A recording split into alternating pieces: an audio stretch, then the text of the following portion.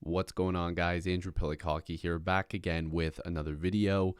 Thank you guys for the support on the last video yesterday. Today we're going to be looking at a rumor that is a little bit crazy that's going around, and I think that it needs to be talked about just because there are a lot of people that read into some of these, rumor sites or verified rumor sites that are talking about a potential Filip Forsberg trade because it's obvious to link the Maple Leafs to the Predators now that there's a few players that Elliot Friedman and other guys have mentioned could be potential fits for the Toronto Maple Leafs if they were to go all in and go for the Stanley Cup, which is what the goal should be. But there are a little, there are some rumors that are a little ridiculous. And one of them was that Filip Forsberg would be an option to go to the Maple Leafs. Now, Filip Forsberg is incredible. Okay, his cap hit is a little high, and we'll get to that as well. But the rumored names going back in this supposed, rumor article of verified sources, and this was coming from a couple different people, but be careful who you read into because some of these guys, they just take from each other and then they post it. This didn't come from anybody from Sportsnet or TSN.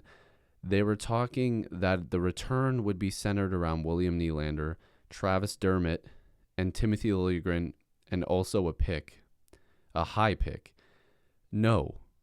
And what I will start the video off by saying is that Filip Forsberg is a great player. He's at a good number for his cap. He's got a contract for this year and next year. But let's not get carried away here, okay? This Leaf team is trying to add. They would be adding with Forsberg, but that's too much. It's a lot too much. You need to add to this team, not subtract, okay? And what I will also say for Predators fans or anybody who's watching this, you have to give to get, right? You have to give up something good to get something good. And sometimes you have to overpay a little bit to get something good. But you don't overpay by giving somebody multiple players up that are equal and more of this guy and then give more on top of that, okay? We'll get into everything and I'll explain it. But if you are new to this channel, make sure to subscribe. I'd really appreciate it. I'm trying to go back to the daily hockey content centered around trade rumors that I've been doing for like 3-4 years now. I took a little bit of a break and I'm back now, but let's get into some numbers. So this is Filip Forsberg, 26 years old, obviously a great player for the Nashville Predators, who are struggling this year. They are definitely struggling. They've got a very strong blue line. They've always had a really good team, but this year there's just some things that aren't really going their way. So 19 points in 21 games played, just great numbers for him there. Just looking over his career, 48 points in 63 games played, 50 points in 64, 64 and 67. I mean, this guy's been, a 60, 50 point guy consistently. Obviously, the 48 there in a bit of a shortened season, but you can see if he's getting to the full 82 in these seasons here, those point totals are definitely going up. But just a great player. He can score a lot, a couple 30-goal seasons here. And again, he's at a really good age still, 26 years old. He's got real good years left in him, and he's got another year on his contract after this year. Now, one thing I will add in here as we move over to Cap Friendly is that we will make videos on this going forward when we get closer to the NHL trade deadline, but it will be a little bit easier in terms of how the cap works closer to the NHL trade deadline to acquire players and to make the money work. So definitely don't look at this video and say, oh, the Leafs couldn't afford them. They could, but additional moves would have to be made. There would have to be some salary retention, and that makes everything a little more difficult. But as we get closer to the trade deadline, I will have videos that show it. But there is ways for this to work and the cap hit to be a little bit more friendly. Cap friendly, see what I did there? But for the Maple Leafs and even for the Nashville Predators. So just moving over here to cap friendly, that $6 million cap hit that I was talking about. What? Sport Check always has ads here. I guess it's telling me to stop shopping so much. But anyway, $6 million cap hit. And he's got that deal finishing up in the 2021-22 season. Like I did mention before, he's got that other year. But this dollar amount here could be difficult for the Maple Leafs. But it would have to take probably a guy like Kerfoot going the other way, because if you are getting a guy that's going to come into your top six, especially a guy that is going to cost you a lot of money, Kerfoot's probably a guy that you're getting involved in this trade, or maybe a third team is involved. I don't know, or it's a different trade. But if Nashville is interested in a guy who is good, like people seem to think just Kerfoot's just not a good hockey player. I mean, he's putting up decent numbers. His contract isn't that bad. It would be good for them to get some depth back, a guy that's got a bit of a controllable contract for a little while here. And, the value is not bad there. It's just that's not where it starts, and he's definitely not the centerpiece of a trade like that. But that's where it would start for me, is where the money going the other way, Kerfoot would have to be involved, or it would have to be in another trade. Now, I tend to not want to put Timothy Liljegren in trade offers. And I always say this guy's name wrong, but Topi Nimela, I know a lot of people were saying, oh, don't include him in any trade. Guys, if you're going to get value, like let's just say hypothetically the Leafs were actually going to try to acquire Forsberg here. Not Peter Forsberg, Philip, okay? Because Peter Forsberg would cost you a lot more in his prime. But and that trade would never happen.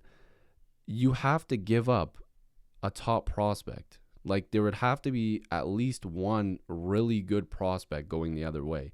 And would I want it to be Liljegren? No. But is that a possibility? Yes, it would. Would a first-round pick be involved in this trade? Yes, a first-round pick would be involved in this trade. So it would be Kerfoot, one of your top prospects, and I'm talking like top 2 or top 3 prospects. I would think Nick Robertson. No, I know Nick Robertson is not the guy that the Leafs would want to move on from. So it wouldn't be him. So you're looking at, a top defensive prospect. And then you're probably also looking at a, B minus type prospect added on top of that. And then maybe an additional pick or an additional roster player that they like. And it wouldn't be like a high caliber roster player. Like I'm talking like an Engvall, or maybe a Boyd, or maybe a guy like Joey Anderson, something like that. Some younger, controllable, good depth pieces to just add on to a deal. Now, even that to me doesn't seem like the value would really add up to what Nashville could be looking for. Now, some Leaf fans might think that might be an overpayment, but a Kerfoot, a top prospect plus a first, plus an additional probably mid-round pick is where I would think the bulk of the trade would be.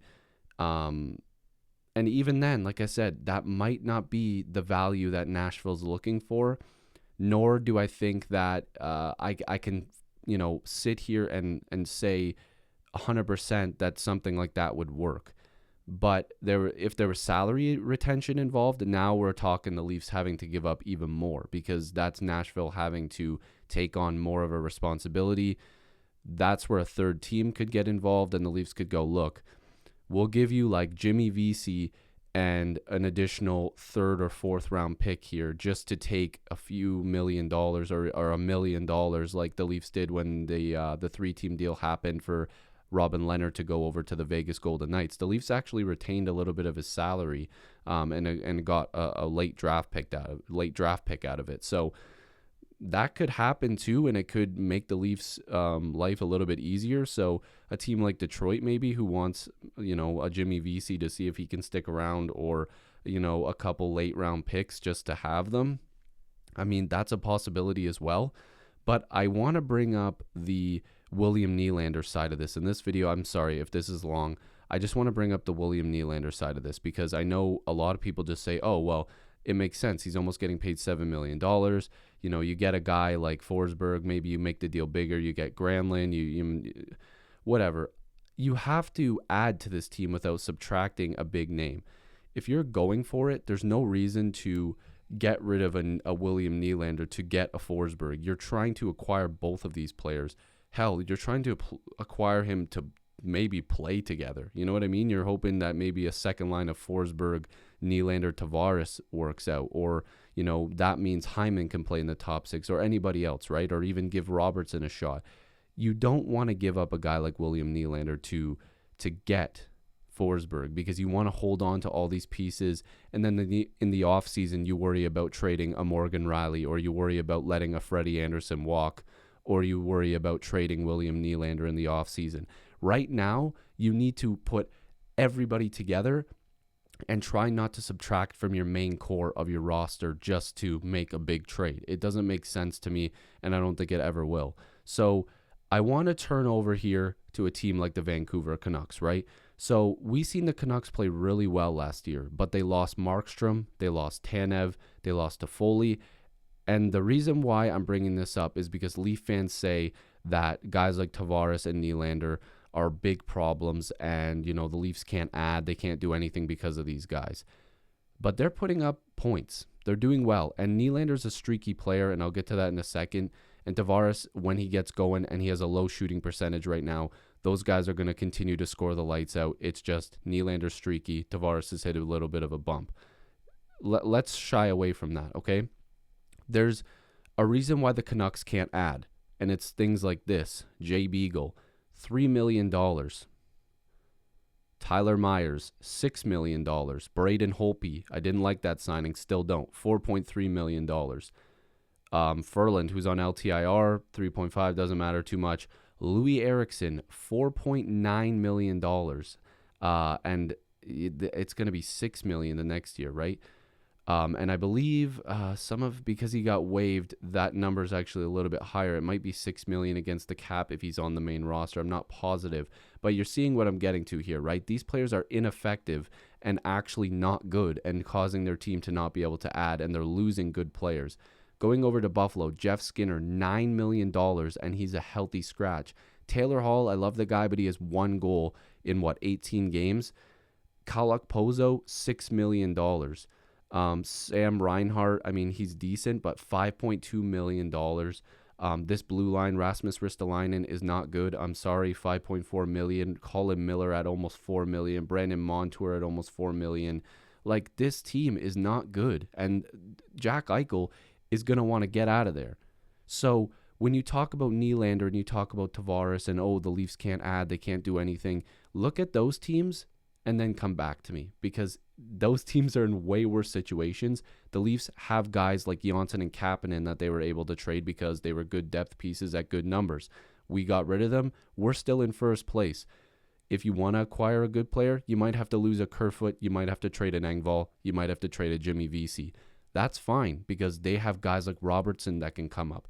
If you trade Riley in the offseason, Rasmus Sandin and Timothy Liljegren are coming up the pipeline.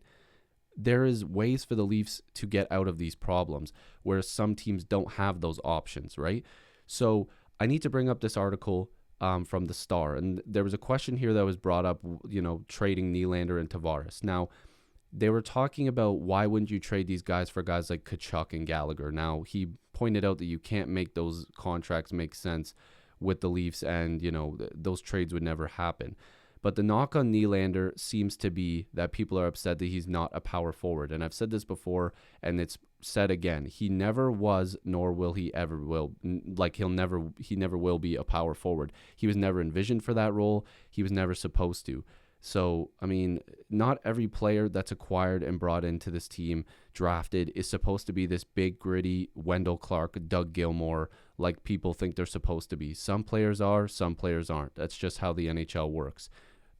So people are talking about advanced statistics. Well, Nylander and Tavares are first liners on almost every team in the NHL. And, there are some numbers brought over here, turnover rates, everything like that. But the more important numbers that I want to talk about are here, because it works out for both ways. They're talking again about Nylander not getting in the corners and this, that, and the other. And the reason why I'm bringing this up in this trade is because, like I said, Nylander was brought up in the trade for Forsberg. They're wondering why he doesn't finish his checks, anything like that. Nylander is not a power forward. He is not going to finish his checks, and not in the way that Leafs fans want him to. Now, what the article here says is so true. Who does? Who really does this anymore? There are a handful of guys on each team, that's said right here, that still play hockey like that. And again, it's a great part of the game. I love it. I grew up with a Ty Domi jersey. I love that. I love Darcy Tucker. I love Gary Roberts. I grew up watching a lot of really tough guys, okay? Rest in peace, Bob Probert. I watch all of his fights on YouTube. Fighting and hitting, that's great. But there's other parts to the game too, and I love finesse and I love skill. This is what's brought up here.